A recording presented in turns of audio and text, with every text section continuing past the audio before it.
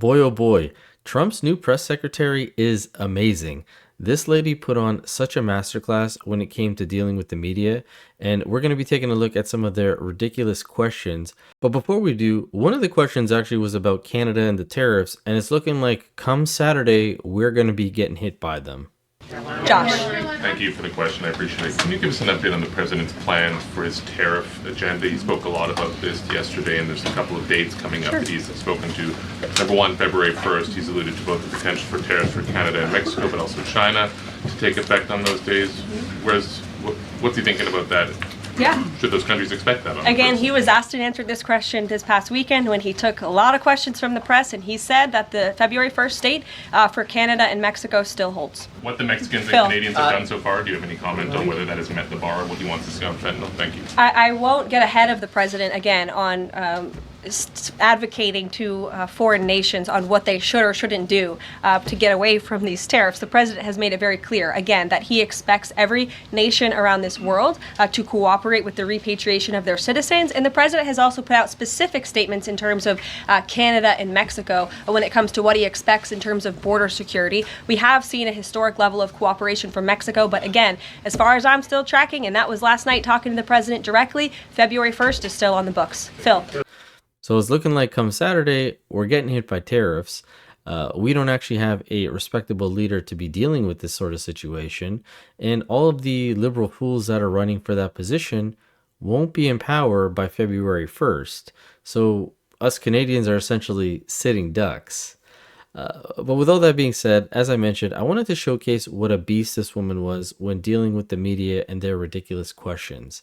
And I wanted to start off by showing this one where they asked her if this administration and herself was going to be open and transparent. And she threw it right back at them saying, of course we are. And we're actually going to be calling you guys out too if you start spreading misinformation, disinformation, lying, etc. Take a look. Miller. Thanks, Caroline. A question that we've asked your predecessors of both parties in this job. When you're up here in this briefing room speaking to the American public, do you view yourself and your role as speaking on, advocating on behalf of the president or providing the unvarnished truth that is, not to lie, not to obfuscate to the American people? I commit to telling the truth from this podium every single day. I commit to speaking on behalf of the President of the United States. That is my job. And I will say it's very easy to speak truth from this podium when you have a president who is implementing policies that are wildly popular with the American people. And that's exactly what this administration is doing. It's correcting the lies and the wrongs of the past 4 years, many of the lies that have been told to your faces in this very briefing room. I will not do that.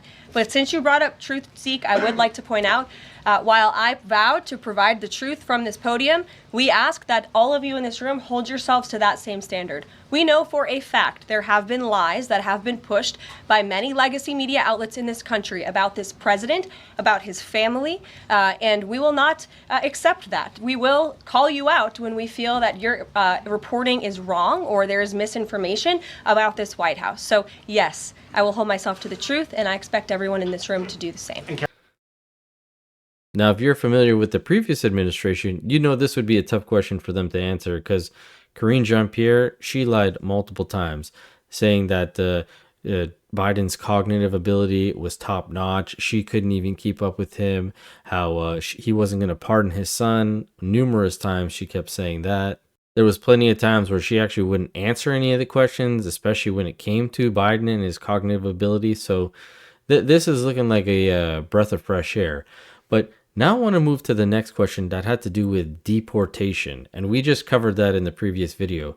But listen to how ridiculous these individuals are when they're talking about the border, the immigrants, and the illegals that are crossing and the punishments that are going to be given to them. Peter. Caroline, if I can ask you very quickly, just following up on the question on immigration first. President Trump, during the course of the campaign in 2024, said the following about illegal immigration. He said, they're going back home where they belong, and we start with the criminals. There are many, many criminals. NBC News has learned that ICE arrested 1,179 undocumented immigrants on Sunday, but nearly half of them, 566 of the migrants, appear to have no prior criminal record besides entering the country illegally. Is the president still focused exclusively, which is a civil crime, it's not criminal, It's a federal crime. So I'm asking, though, he said he was going to focus on those violent offenders first. So is violent offenders no longer the predicate for these people to be deported? The president has said countless times on the campaign trail, I've been with him at the rallies, I know you've been there covering them too, Peter, that he is focused on launching the largest mass deportation operation in American history of illegal criminals. And if you are an individual, a foreign national, who illegally enters the United States of America, you are, by definition, a criminal. And so therefore, you are subject to deportation. I apologize for interrupting. So to be clear, it's not violent criminals do not receive precedence in terms of the deportations taking place. The president has also said two things can be true at the same time. We want to deport illegal criminals, illegal immigrants from this country, but the president has said that, of course, the illegal criminal drug dealers, the rapists, the murderers, the individuals who have committed heinous acts on the interior of our country and who have terrorized law-abiding American citizens, absolutely, those should be the priority of ICE, but that doesn't mean that the other illegal criminals who entered our nation's borders are off the table. Now I'm actually going to play this clip again, but from a different angle, because if you were listening as he was asking that question, you could hear her chuckle when he was trying to defend, saying half of them were people that didn't have a criminal record, they just entered illegally. Well, that is the main problem. They shouldn't be entering illegally. That is a crime, as she stated. So take a look at this and look at her little chuckle.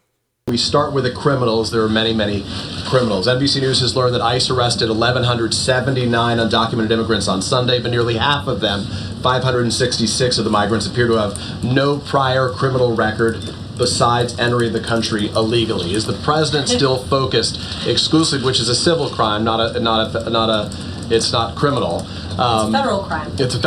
Like the mental gymnastics these people have to do to try to defend people coming into their country illegally, whether they're violent or not, that is a crime in itself.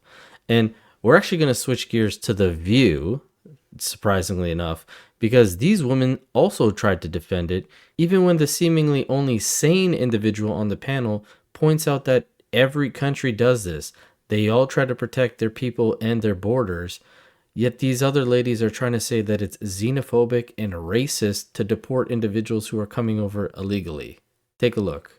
Okay, well, I mean, listen, the immigration system is broken. Most Americans agree. They disagree on the solutions. I think we need to secure the border. We need to streamline the process so you can come here legally, and it's easier to do that. I think immigrants make our country better. But I agree that... Is it easy to do? We need to fix the system to make it much easier. It can take years to become a citizen. It's a very onerous process. But empathy can be a two-way street because, agreed, of course Selena Gomez has lived experience. She is going to feel something when she sees families potentially being separated. And on the other side, with Lake and Riley, I think the issue here is people are like, well, why aren't you mad when an American kills another American? Of course we are. Of course we're outraged, it's evil, and it's wrong. What makes this so heartbreaking for people is it was avoidable. The system failed Lake and Riley. That person should not have been here in the first place. They should have been deported because they are one of these violent offenders. And so a young woman, a young UGA student is not alive today because the system failed her. So be mad at both at once. That's something that's perfectly reasonable. But what I'm frustrated about with this conversation is anytime we talk about border security in America and immigration, we act like it's uniquely American, racist, and xenophobic.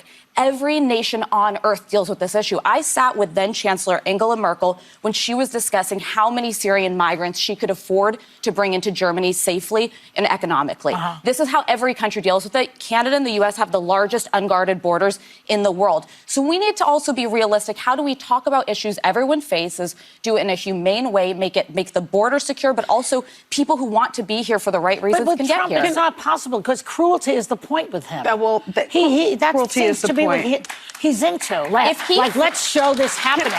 And when you keep showing pictures of immigrants being pushed out and maybe even pulled away from their children, the American people will have to look into themselves. But 87% support deporting criminal undocumented migrants. Yes, I don't know anybody in the world. I don't know anybody in the world who wants to keep the criminals. I don't know anybody. That's where we should be focused. Can I say something? Because, we keep on talking about criminals and immigrants being criminals. And I just want people to understand what the facts are and the stats are, is that undocumented immigrants are much less likely to have committed crimes than American citizens. American citizens commit more crimes than anyone who is undocumented. I also want to make the point that an undocumented immigrant is not a criminal because he or she is undocumented. That is a civil offense. So to call people illegals is, in and of itself, I think, xenophobic and racist. Now, I don't take anything that the ladies from The View say seriously, but there is a demographic of brainwashed individuals. As you can hear the seals clapping when Sonny's going on about this being xenophobic or racist. And for Sonny to be a lawyer and go on about how this is a civil issue, that these undocumented people aren't actually criminals, you should know that that is a criminal offense. It's a federal offense to cross the border illegally, being undocumented, meaning you don't have the proper paperwork. So why are you defending it? There's a reason for the border. That's why borders exist. That's why we don't just allow anybody to come and go freely. They need to be legal citizens of wherever they're coming from, regardless if it's Canada or the US. We are neighbors, side by side. I can't go there if I don't have proper documentation. I can't just walk across the border and be like, hey guys, I'm here now. Don't arrest me. Don't charge me with anything. That's not how it works. But they just love to push this victim mentality and victim narrative whenever they can. Now, one other little snarky thing that was said was by Joy Behar, not surprisingly, but she started mentioning the egg situation. 100 deportations a day, but half of them have no criminal record. Yes. And wait a second, and the price of eggs is up. I'm just saying. Yeah. Go ahead. Now, in the U.S., there's been a huge influx in egg prices and due to inflation.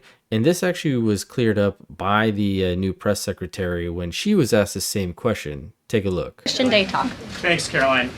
Just real quick, you mentioned the inflation executive order the president signed, but egg prices have skyrocketed since President Trump took office. So what specifically is he doing to lower those costs for Americans? Really glad you brought this up, because there is a lot of reporting out there that is putting the onus on this White House for the increased cost of eggs. I would like to point out to each and every one of you that in 2024, when Joe Biden was in the Oval Office, or upstairs in the residence sleeping, I'm not so sure, egg prices increased 65% in this country.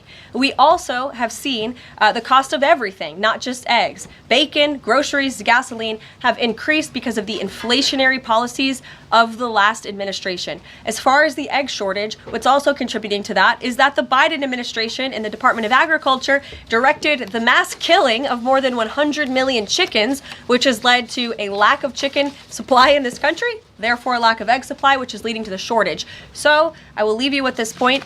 This is an example of why it's so incredibly important that the Senate moves swiftly to confirm all of President Trump's nominees, including his nominee for the United States Department of Agriculture, Brooke Rollins, who is already speaking with Kevin Hassett, who's leading the economic team here at the White House, on how we can address the egg shortage in this country. As for costs, I laid out the plethora of ways that President Trump has addressed saving costs for the American people over the past week. He looks forward to continuing to doing that in the days ahead. Thank you guys so much. We'll see you soon. Now, the main reason I brought that clip up wasn't because of the eggs, but this is something that I see Pierre Poilievre having to deal with as soon as he becomes the prime minister. We just saw this with J.D. Vance when he was being interviewed by CBS. The host grilling him on, oh, Trump said that the grocery prices would be dropped immediately as soon as he got into power, but prices are still high. The dude's been only in there for a week. And as J.D. Vance pointed out, as well as the press secretary here, the previous administration rose inflation to astronomical, numbers. We ourselves, we have that deficit of $62 billion. That's already 50% over our budget that we were supposed to have. Life is super unaffordable, but I can see Pierre, as soon as he gets into power, them start blaming Pierre. Whoa, my life is still rough. Or the liberals saying, he said he was going to do this, and look, people are still suffering. Like, certain things take a bit of time, and you can sign all the executive orders, but things need to get into motion. And, some things take a little bit of baby steps. Some things can be done a little bit faster than others. If you now have a deficit of chickens, then yes, you're going to have a deficit of eggs, meaning the supply is not going to be there, meaning the cost is going to be higher for what you do have. It's basic economics. But As always, love to hear from you guys. Let me know what you think about all this. A little bit of a different video, more US based, but hope you guys enjoyed. And as always, I will catch you guys on the next one. Thanks so much.